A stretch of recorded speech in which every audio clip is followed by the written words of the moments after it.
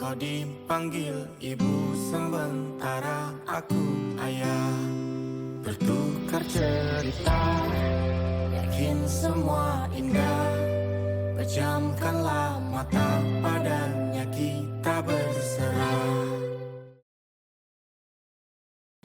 Ustaz, Ya. kita kembali ingin ngebahas mengenai kisah-kisah romantis dalam peradaban. Masya Allah. Kita seringkali membahas pernikahan putri Nabi SAW itu yang paling populer adalah Fatimah, Ustaz. Iya. Atau barangkali kalau setelahnya Sayyidah Fatimah itu ada Ruqayyah dan juga Ummu Kulsum yang memang menikah dengan seorang sahabat yang agung, Ya, Sayyidina Utsman betul. bin Affan radhiyallahu anhu. Cuman ada satu lagi nih, Ustaz, salah satu putri Nabi SAW yang beliau ini adalah putri tertua Nabi. Ya. Kemudian beliau juga memiliki kisah cinta yang menarik, Ustaz. Betul, Barangkali betul. Bisa diceritakan kepada Iya. kami tentang beliau ini. Sayyidah Zainab radhiyallahu anha, Zainab binti Rasulullah sallallahu alaihi wasallam. Sallallahu alaihi wasallam. Ini lahir 10 tahun sebelum Rasulullah SAW diangkat menjadi nabi. Jadi ketika kemudian wahyu turun pertama kali, Sayyidah Zainab berusia kurang lebih 10 tahun pada saat itu. Dan kemudian pada saat Rasulullah SAW bersama Khadijah ini hendak menikahkan Sayyidah Zainab ini, maka dipilihkan untuk Sayyidah Zainab ini suami dari kalangan keluarga ibunda kita Khadijah, yaitu Abul As bin Rabi. Yang Abul As bin Rabi ini adalah putra dari Halah binti Khuwailid. Halah binti Khuwailid, Yakni saudarinya Khadijah. Jadi sepupu dari pihak ibu. Mereka dinikahkan. Ketika mereka dinikahkan, pada saat itu Rasulullah SAW belum diperintahkan berdakwah secara terang-terangan. Sehingga kemudian pernikahan mereka di dalam keadaan belum dakwah secara terbuka.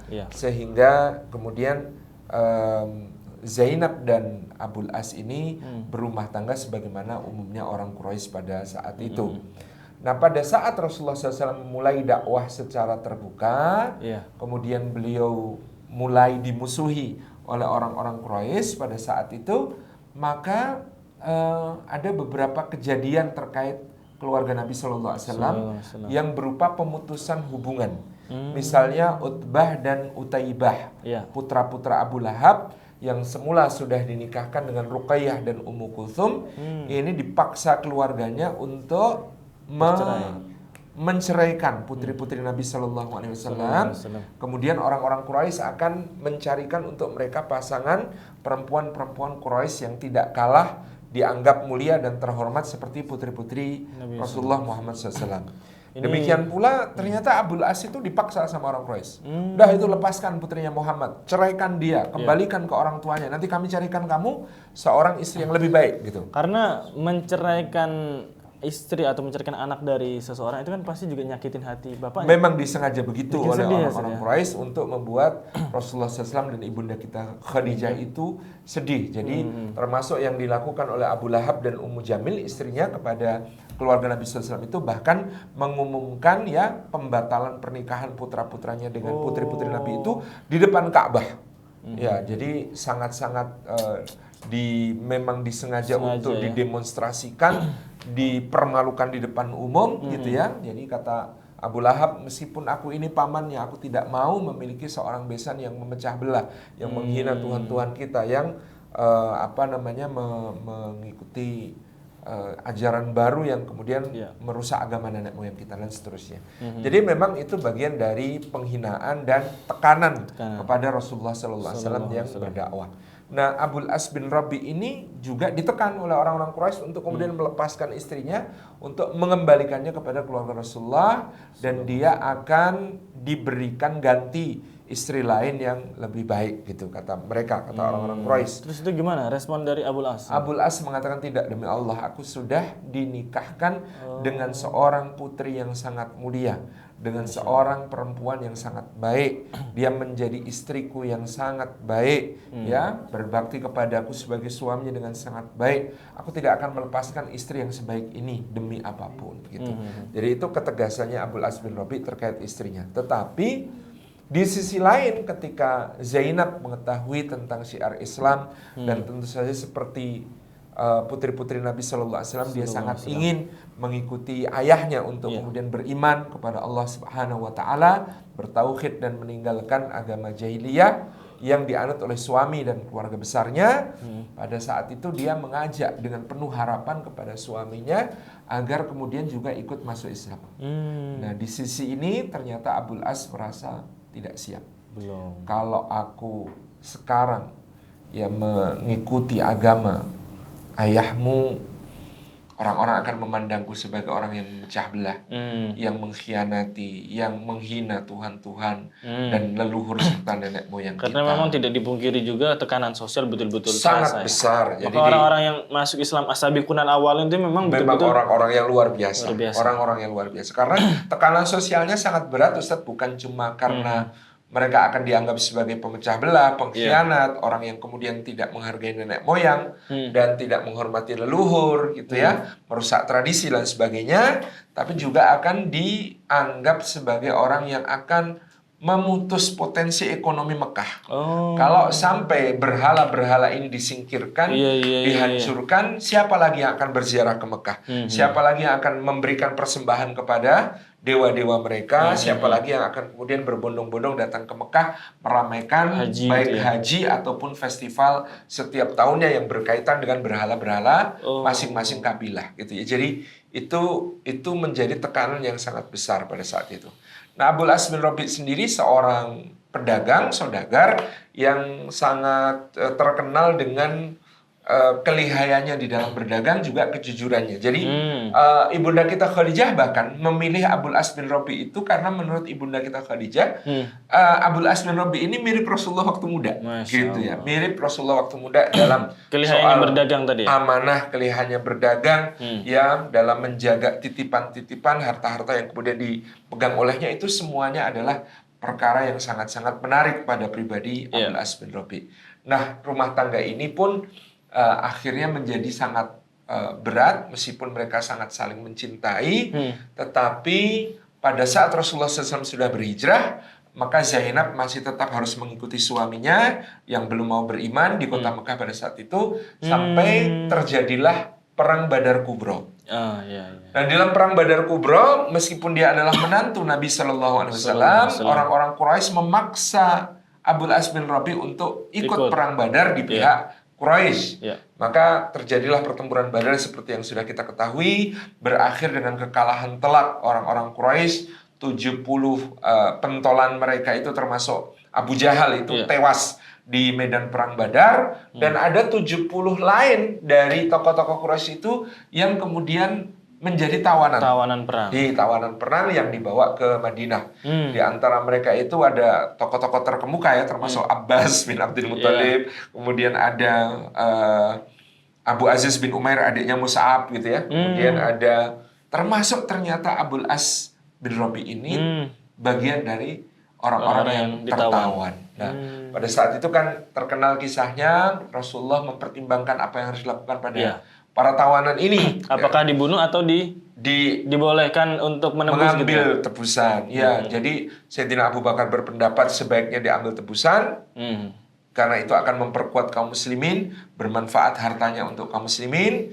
Dan Sayyidina Umar bin Khattab berpendapat, enggak bisa, habisi saja. Serahkan orang yang punya kekerabatan masing-masing dengan orang-orang yang kemudian memiliki hubungan terdekat, supaya mereka yang eksekusi, gitu ya. Nah, pada saat itu Allah Subhanahu wa Ta'ala itu menurunkan ayat untuk membenarkan pendapat Sayyidina Umar dan menegur Rasulullah SAW yang kemudian memilih pendapat Abu Bakar As-Siddiq untuk menerima tebusan. Tetapi Allah mengatakan kalau bukan karena ketetapan yang telah ada di sisi Allah sebelumnya, maka karena tebusan yang kamu ambil itu kamu akan ditimpa azab yang pedih. Tetapi di sini kemudian dijelaskan bahwa Allah Subhanahu wa Ta'ala tidak lagi mempermasalahkan apa yang telah menjadi keputusan musyawarah Nabi Sallallahu Alaihi Wasallam, dan memang itu mendapatkan kemanfaatan ya kaum muslimin dengan apa yang dilakukan oleh Sayyidina Abu Bakar As-Siddiq, idenya Sayyidina Abu Bakar yang kemudian dipilih oleh Nabi SAW sebagai keputusan. Karena selain ada yang menebus dengan harta, dengan jumlah yang besar, gitu ya, Itu kadang-kadang kalau kita melihat keimanan itu ya, mungkin Sayyidina Mus'ab itu juga jengkel juga sama adiknya itu. Ketika lihat ada yang menawan Abu Aziz bin Umair, adiknya itu, ayo ini saudaramu ya? Iya. Ini pegang erat-erat ini. Ibunya sangat sayang sama dia. Nanti kamu dapat tebusan banyak itu. Jadi sampai dibilang begitu sama Mus'ab gitu ya. Ini ya saja di surat Al-Anfal ayat 67. Di sana dijelaskan tidaklah pantas bagi seorang nabi untuk kemudian mengambil tebusan bagi tawanan-tawanannya. Betul. Apakah kalian menghendaki dunia padahal Allah menginginkan akhirat untuk kalian? Betul. Masya Allah. Ini Masya Allah. tegurannya Tegurannya keras ya. Jadi waktu itu sampai Abu Bakar dan Nabi SAW itu menangis. Lalu Umar masuk bertanya, kenapa kalian menangis? Kalau itu ada hubungannya denganku, aku lebih berat untuk menangis gitu ya. Kalau itu tidak ada hubungannya denganku, maka aku akan menangis karena kalian juga menangis gitu. Dan ternyata Abu Bakar berkomentar, seandainya saat ini azab turun dari langit, maka tidak ada yang selamat kecuali Umar pada saat itu seperti dikatakan. Jadi ini keputusan itu membuat tadi ada orang-orang yang ditebus dengan harta, ada juga yang karena tidak mampu menebus dengan harta, mereka dibolehkan menebus dirinya dengan mengajari baca tulis untuk anak-anak Madinah. Jadi mereka boleh ngajarin anak-anak Madinah beberapa orang sampai mereka bisa baca tulis, maka kemudian dia dibebaskan. Nah, ketika kabar tentang tertawanya Abul As bin Rabi ini sampai ke kota Makkah, maka Sayyidah Zainab begitu bersedih, kemudian dia bergegas melepas kalung pemberian ibundanya, pemberian Sayyidah Khadijah, untuk kemudian diantarkan oleh iparnya namanya Kinanah bin Rabi, adiknya Abul As, itu ke Madinah untuk menebus suaminya ini. Jadi diantarlah kalung ini milik ibunda kita Khadijah, dihadiahkan kepada Sayyidah Zainab ketika pernikahan dengan Abul As. Maka kalung ini pasti Rasulullah SAW sangat mengenali. Maka ketika diantarkan ke Madinah untuk menjadi tebusannya Abul As bin Rabi, Rasulullah SAW melihatnya, dan kemudian beliau terkenang kepada ibunda kita Khadijah, pasti ya sangat kemudian menjadi ternyuh dan haru. Kemudian Nabi SAW mengatakan kepada para sahabat, jika kalian berkenan untuk membebaskan Abul As ini dengan tebusan yang dikirimkan istrinya, maka itu baik bagi kalian. Jikapun kemudian kalian berkenan untuk mengembalikan tebusannya, maka aku lebih bahagia lagi. Maka para sahabat, karena Rasulullah menyampaikan demikian, langsung Abul As bin Rabi dilepaskan, sekaligus kalung itu dibungkus kembali, dititipkan Abul As untuk disampaikan kepada supaya dipakai istrinya lagi sama Zainab ya. Terus Rasulullah SAW tapi menyatakan begini kepada Abul As, kamu boleh pulang ke Mekah, kamu bebas. Tapi istrimu Zainab, karena dia beriman, dia sudah tidak halal bagimu. Maka hendaklah engkau biarkan dia untuk menuju ke Madinah, berhijrah ke sisiku. Itu yang harus kamu lakukan. Itu sepanjang perjalanan Abul As tuh galau gitu ya. Ya Allah, aku pulang ke Mekah tapi untuk berpisah gitu. Pulang ke Mekah tapi untuk berpisah. Betapa beratnya gitu ya. Ketika sampai pulang kembali ke Mekah, Zainab dengan bahagia menyambut suaminya, selamat datang kembali wahai suamiku, wahai putra bibiku. Kenapa engkau murung wajahmu? Wahai Zainab, aku kembali tapi untuk berpisah. Kenapa harus berpisah? Mau kemanakah engkau? Kata Abul As, bukan aku yang akan pergi, wahai Zainab, tetapi ayahmu telah memerintahkan bahwa kamu tidak lagi halal untukku, sehingga aku harus mengirimmu kepada ayahmu. Nah, ini keputusan yang sangat berat, tetapi Zainab tahu ini adalah perintah syariat. Jadi ini sudah tidak lagi dihalalkan bagi suaminya untuk mencampurinya. Hubungan di antara mereka menjadi fasah karena suaminya masih tetap kafir, sementara Zainab seorang mukminah. Maka Zainab kemudian mempersiapkan diri mencoba untuk berangkat berhijrah ke Madinah. Padahal saat itu Sayyidah Zainab dalam keadaan mengandung. Berangkatlah Sayyidah Zainab ke Madinah. Di tengah berjalan ternyata dia dihadang oleh orang-orang Quraisy dan diperlakukan dengan kasar, bahkan sampai keguguran pada saat itu. Maka Zainab kembali pulang, dan kemudian di saat itu suaminya sudah semakin menyadari betapa kejinya orang-orang Quraisy ini memperlakukan keluarga Nabi SAW melampaui batas. Kemudian dia rawat istrinya ya sampai sembuh, dan dia sudah tahu batasnya, sudah tidak halal baginya. Ketika sembuh, maka Abul As ini kemudian memanggil adiknya, Kinanah bin Arabi. Ternyata Abul As sudah menduga. Kinanah, aku pengen tahu. Sebenarnya kamu masih dalam keyakinan lama atau sudah masuk Islam? Jujur. Ternyata Kinanah di situ baru mengaku dia sudah masuk Islam. Maka kalau demikian kamu punya kewajiban untuk hijrah, wahai Kinanah. Dan aku titip istriku ini, seorang muslimah, seorang mukminah, untuk juga kamu jaga dia dengan selamat sampai kembali kepada ayahnya. Maka Kinanah bin Arabi inilah yang kemudian mengupayakan cara untuk bisa mereka keluar dari kota Makkah dengan aman, selamat, sampai kemudian bisa bertemu dengan Rasulullah SAW. Maka mereka mengatur siasat perjalanan ketika orang-orang Quraisy sudah lengah, dan tidak kemudian menyadari kondisi yang terjadi, yakni sekitar akhir tahun ketiga Hijriah menjelang tahun keempat pada saat itu setelah perang Uhud, baru kemudian mereka bisa berangkat menuju ke kota Madinah Al-Munawwarah. Saya teringat saat ketika peristiwa Sayyidah Zainab itu disakiti kan, dihalangi. Itu salah satu tokoh yang membela Zainab adalah justru Hindun binti Utbah.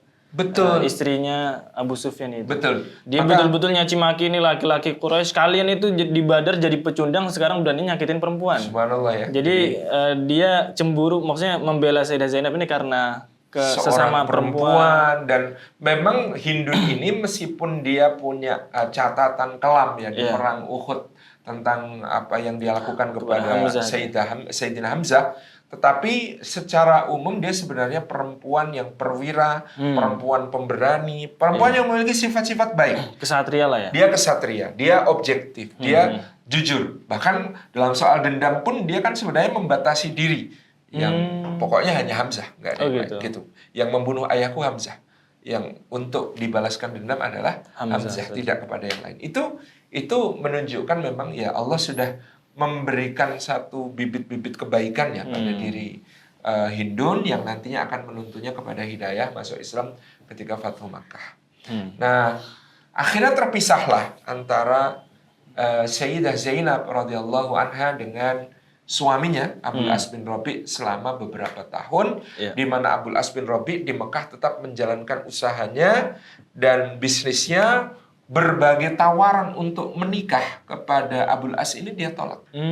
Terus menerus dia tolak. Sampai akhirnya pada satu peristiwa di sekitar tahun ke-6 Hijriah, ketika itu dia membawa kafilah dagangnya ke negeri Syam. Dalam perjalanannya ketika membawa kafilah dagangnya ke negeri Syam itulah rombongan kafilah dagangnya Abul As bin Rabi ini dicegat oleh sariyahnya Zaid bin Harithah. Jadi ini sama-sama kenal baik dengan ibunda kita Khadijah nih. Jadi yang satu keponakannya ibunda kita Khadijah, yang satu adalah putra angkatnya ibunda kita Khadijah. Maka kemudian terjadi peperangan, lalu Abul As bin Rabi melarikan diri. Nah kemudian harta perniagaan yang dibawa Abul As bin Rabi ini kemudian diangkut ke Madinah oleh Zaid bin Harithah untuk dilaporkan kepada Rasulullah SAW.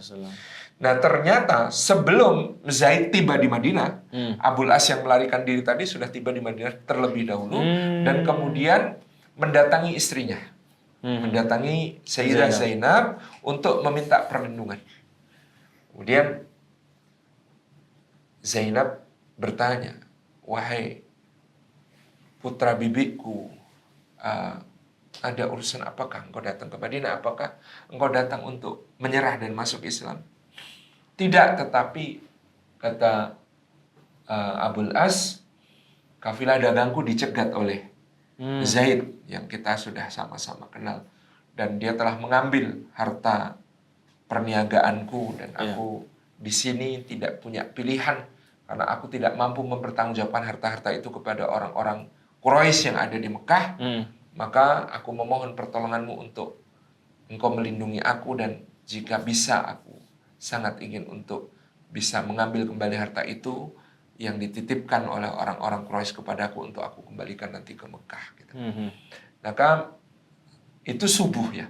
Sayyidah Zainab ketika Rasulullah SAW dan para sahabat keluar dari masjid sholat subuh, setelah sholat subuh berjamaah, Sayyidah Zainab berteriak dari rumahnya, sesungguhnya wahai kaum, wahai muslimin, sungguhnya aku melindungi Abul As bin Rabi di rumahku. Rasulullah SAW bertanya kepada para sahabat, apakah kalian mendengar apa yang aku dengar? Iya ya Rasulullah, itu suara Zainab gitu ya. Maka Nabi SAW mendatangi Zainab dan mengatakan, wahai Zainab, ada siapa di rumahmu? Ini adalah Abul As bin Rabi ya Rasulullah. Dia datang karena harta perniagaannya telah disita oleh Zaid bin Harithah. Maka Nabi SAW kemudian bertanya, apa yang hendak kau lakukan kepadanya, wahai Zainab? Maka Zainab mengatakan, ya Rasulullah, demi Allah aku melindungi dia dengan jaminan nyawaku, dan aku memohon kepada engkau dan para sahabat, kalau berkenan maka kembalikanlah hartanya supaya dia bisa mempertanggungjawabkannya ke Makkah kepada para pemilik modalnya di sana. Maka Nabi SAW bertanya kepada kaum muslimin, wahai kaum muslimin, bukankah kalian telah mendengar sesungguhnya aku melindungi siapapun yang dilindungi oleh Zainab. Adapun tentang harta itu aku serahkan kepada kalian keputusannya. Jika kalian mengembalikannya maka itu adalah baik. Jika kalian tetap mensitanya itu memang hak kalian sebagai faid gitu. Nah, kemudian para sahabat itu langsung ya, wahai Rasulullah, bagaimana mungkin kami akan keberatan dengan permintaan putri Rasulullah SAW. Kami kembalikan harta Abul As bin Rabi dengan rela hati, dengan suka hati. Maka kemudian Abul As bin Rabi bergegas pamit dan membawa harta-harta itu kembali ke Mekah. Begitu tiba di Mekah Al-Mukarramah, dia kumpulkan semua orang-orang Quraisy untuk dia kembalikan harta-harta itu kepada mereka. Lalu dia bertanya, wahai orang-orang Quraisy, adakah yang masih belum kukembalikan dari hak dan milik kalian semuanya?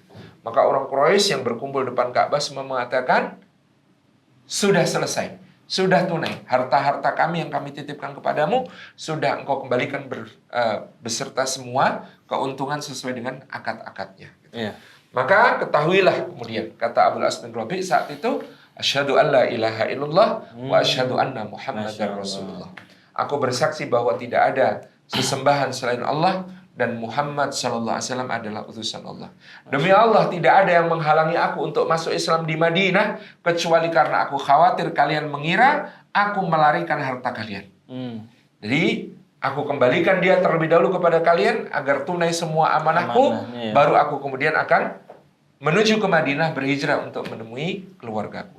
Maka orang-orang Quraisy merasa terpukul ya. Ini tokoh penting seperti Abul As bin Rabi yang selama ini menjadi simbol mereka bahwa ada keluarganya Muhammad yang nggak ikut dia gitu ya. Nih menantunya di sini pro kita gitu kan. Sekarang kemudian mereka kehilangan itu ketika Abul As bin Rabi kemudian menuju ke Madinah Al-Munawwarah untuk berhimpun kembali dengan istrinya. Dan itu pada saat itu setelah masuk Islam kemudian hijrah lagi, itu gimana status pernikahan mereka? Nah, ternyata ini yang banyak menjadi pembahasan para ulama. Riwayat terkuat menyebutkan Rasulullah tidak meminta mereka untuk akad ulang.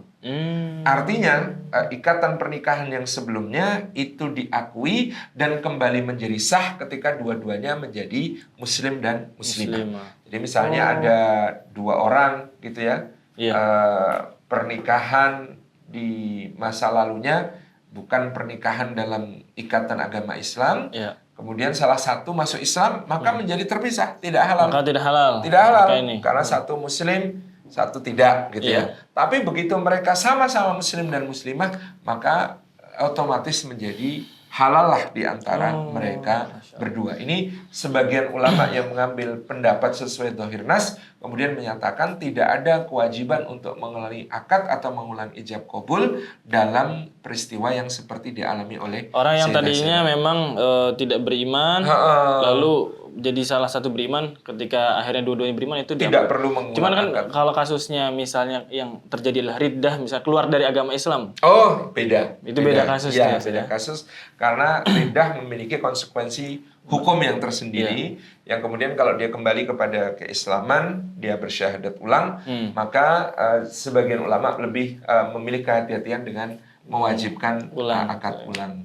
Akad ulang kan juga tidak sulit kan sebenarnya. Itu insya Allah lebih aman, lebih memudahkan bagi semua. Nah kemudian mereka kembali bersatu sebagai suami istri dengan kebahagiaan yang luar biasa. Setelah terpisah beberapa tahun karena kekehnya waktu itu Abul As bin Rabi untuk menjaga ya nama baiknya di tengah orang-orang Quraisy, Iya. menjaga statusnya di tengah orang-orang Quraisy, dan menjaga kepercayaan orang kepadanya di mana ada begitu banyak yang menitipkan modal-modal kepadanya, dan begitu itu dituntaskan dia langsung masuk Islam dan kemudian menuju ke Al-Madinah Al-Munawwarah untuk bertemu dengan keluarganya, bertemu dengan istrinya, dan qadarallahu masya'afal, ternyata kebersamaan mereka tidak lama karena pada tahun ke-8 Hijriah sebelum Fathu Makkah, Sayyidah Zainab radhiyallahu anha wafat. Gitu. Masya Allah. Masya Allah, ini luar biasa pernikahan, kisah cinta yang Rumit ya. rumit. Mereka saling mencintai tetapi terpaksa terpisah karena keyakinan, tetapi kemudian Dipersatukan Allah kembalikan oleh lagi Allah. karena memang telah sama-sama beriman kepada Allah Subhanahu wa taala. Yakin semua indah, pejamkanlah mata padanya kita berserah.